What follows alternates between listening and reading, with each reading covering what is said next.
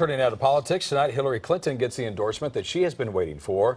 But how much will that help? And a Supreme Court justice turns up the heat on Donald Trump with scathing criticism. That's right. We now bring in KCAL9 political reporter Bryan with more on today's developments, and there were a few of them today, right? So did you hear those sighs of relief today? A few, yeah. Yeah, you know, they were from Democratic operatives who were thinking maybe Bernie was going to go rogue in this campaign. They were really relieved. Tonight, the top Democratic presidential candidates have buried the hatchet after a prolonged and bitter campaign.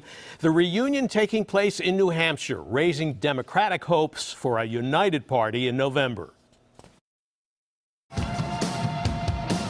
After waiting for 5 weeks and carrying on intense platform negotiations, Hillary Clinton and Bernie Sanders stood on stage together, beaming and waving to cheering supporters after he finally gave her the endorsement she's been waiting for. Hillary Clinton will make an outstanding president, and I am proud to stand with her today. I have come here to make it as clear as possible as to why I am endorsing Hillary Clinton.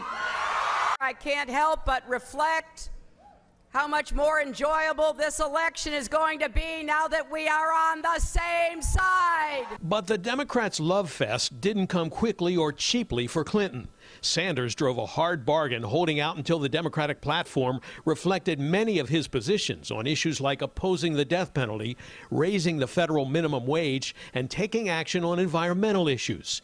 Even Clinton's public college plan now looks a lot like his. Thanks to the new proposal Senator Sanders and I worked on together for families making less than $125,000 a year, we will eliminate tuition at those schools altogether. During the long primary battle, Clinton called proposals like that unrealistic and questioned how it would be paid for. But now it was music to the ears of some young millennial voters like 24-year-old Mark Charest. She's on the right track. I don't think Hillary Clinton would have embraced those policies without Senator Sanders in the race. But at a campaign event in Indiana Tuesday night, Donald Trump blasted the Bernie Sanders endorsement of Hillary Clinton. Today I see Bernie Sanders gave her this very, sort of strange endorsement. I want to tell you, a lot of Bernie Sanders people are so upset about it, they're going to be voting for Trump. I really believe that. They're going to be voting for Trump. Earlier, Trump tweeted that Sanders has totally sold out to crooked Hillary Clinton, and some Sanders supporters seem to agree. Bernie has been opposed by the DNC, who has kind of rigged things for Hillary because she was the anointed, and I cannot vote for her. Now Trump is coming under fire from one of the most liberal voices on the Supreme Court, Justice Ruth Bader Ginsburg. She told the New York Times, "I can't imagine what the country would be with Donald Trump as president." And she accused Trump of having no firm beliefs, telling CNN he is a faker. He has no consistency about him. He says whatever comes into his head at the moment.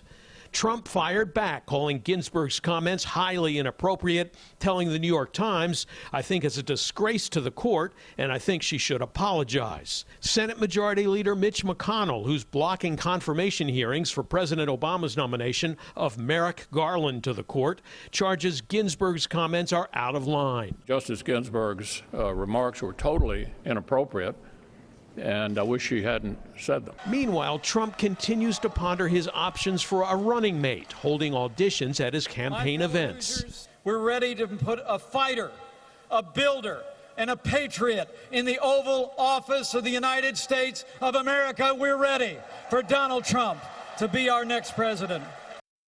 Now, that was Indiana Governor Mike Pence, who's considered one of the leading contenders for a spot on the Trump ticket. And so is former House Speaker Newt Gingrich, who agreed to part ways today with Fox News Channel to avoid any appearance of conflict of interest. He had been a contributor at Fox since October. So let the Veep Fest go on, right? So do you think Newt Gingrich is the leading candidate on the list there? My own opinion, I think that Newt Gingrich and Pence are probably the leading two, and the separation from Fox certainly is fueling speculation tonight that Gingrich is the front runner.